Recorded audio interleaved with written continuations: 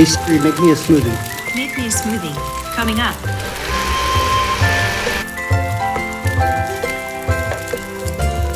Hey Siri, don't burn the toast. All set.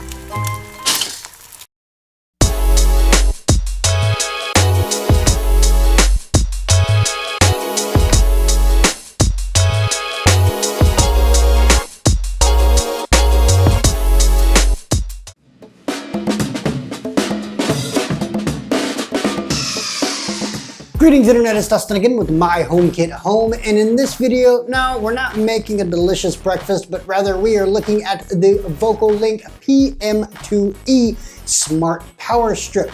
Now, I do have to give credit where credit is due, and I'm happy to do so. So I'd like to thank Joe Duganzik over at Smarter Home Life for the idea on the toaster scene. You can find links to his channel in the iCard above and also down in the description box.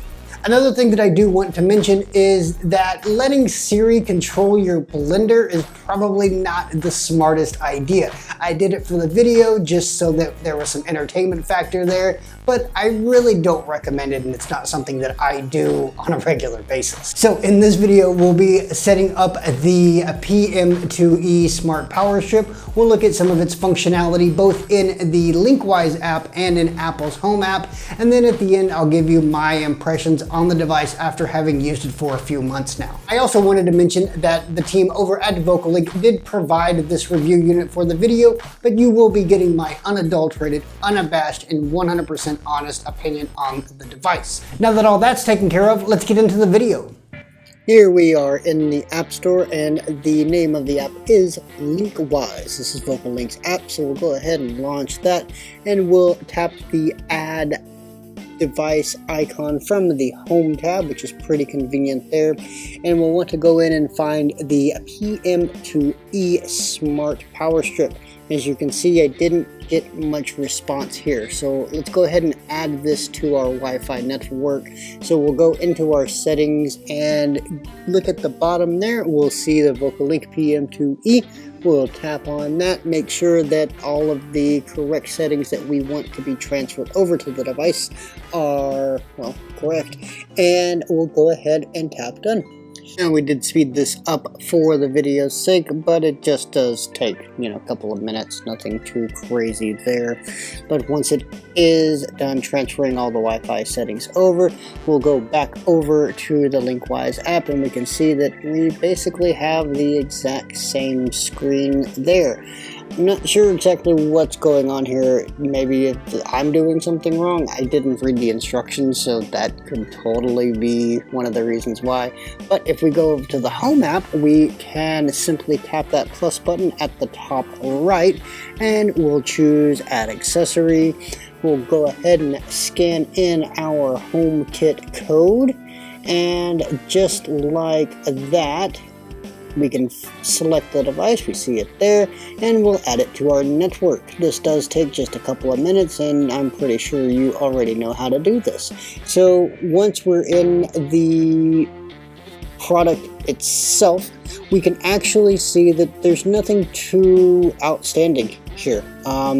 It's an outlet. In fact, it's 3 outlets, and so the first one will appear as A, and of course we can choose the different type of accessory that we might have connected to it. We can choose if we want to add it to our favorites or not, and that's really basically all we can do there. We can do that with the 3 different outlets there, and as you can see from the default room here, which is where I have the device, it appears as 3 separate outlets.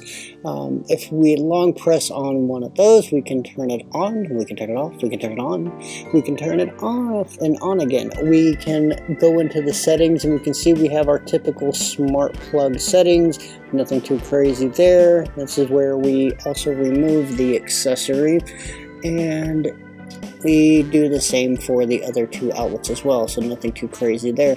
Looking back at the LinkWise app, so if we long press on the device there, we can see that we do have a firmware update. This is one of the great things that I really do enjoy about VOCOlinc, is they constantly update both their software and their firmware to make sure that the user experience is as good as it can be, and so they're constantly working to improve that, and they do take feedback. So if you have any suggestions for them, please send them to the team over at VOCOlinc. Now, of course, we can turn the outlets on and off. We can look and see what our firmware is, and we can also see if there are any updates. We can rename the devices if we so choose. I'm not so concerned about that at this point, but I will be doing that in the future, that's for sure. Looking at our, I'm not sure why that popped up, but looking at what we can do in terms of automations, we can set schedules here. So if we tap the plus button, we can actually see that we have a few different options for when we can schedule this, and we can set it for different days throughout the week. Weekends, weekdays. We can also select specific times, and we can see how often this happens, in terms of repetition, and really scheduling the outlet to turn on and off. Nothing that's too different from what we can do in the Home app or what we can do in other third-party HomeKit apps. So, nothing too unique there. And there you have it, folks, the PM2E Smart Power Strip by VOCOlinc. Generally speaking, I'm going to say it's a good device. It's well built, it's very solid, it's made of plastic, but it doesn't really feel like it. It feels like it would be more like aluminum. It has this ridiculously long power cord, which may be excessive, but if you need it, then you need it, and it comes in quite handy. It also has this handy little on and off switch, which controls all the devices, including the USB ports as well. Also down here at the bottom, you can see we have the Wi-Fi button, which controls the power to the 3 power outlets. Also with this button, you can reset the device, and we've got a video linked in the iCard and down in the description box for how to do that. Another really good thing about the PM2E is that it is a surge protector, so it does have that ability also. A couple of things that I don't like about it. It doesn't have physical power switches. Right? So this means that if you want to turn off just one device that's connected to it, you either have to use a digital assistant, in our case Siri, but also it has Google Assistant and Amazon, to control the device, or you have to search for your phone, find where it is, and open the app and control it that way.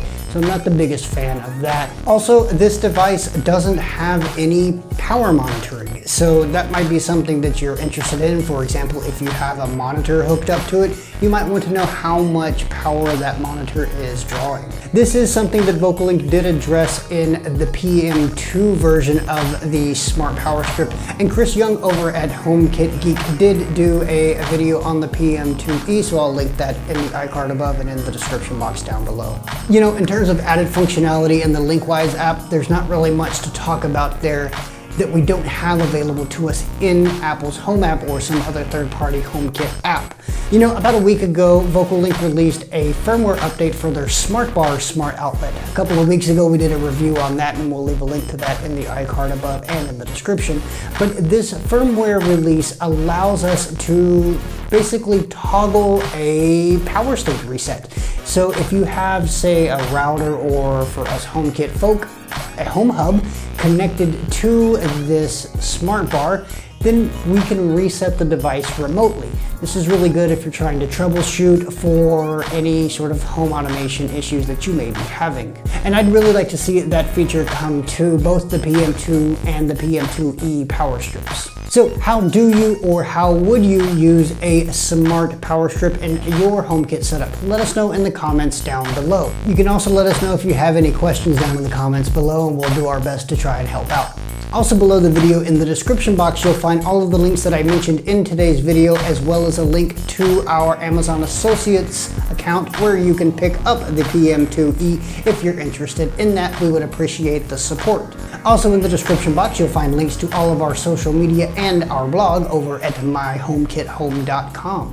As always, if you found the video useful, give us a big thumbs up and hit that subscribe button if you haven't done so already. Also, if you want to be notified whenever we release a new video, hit the little bell notification next to the subscribe button and you'll get notified whenever we release new videos. Well, that about wraps it up for me today. Thanks for watching, and until next time, this has been Dustin with My HomeKit Home.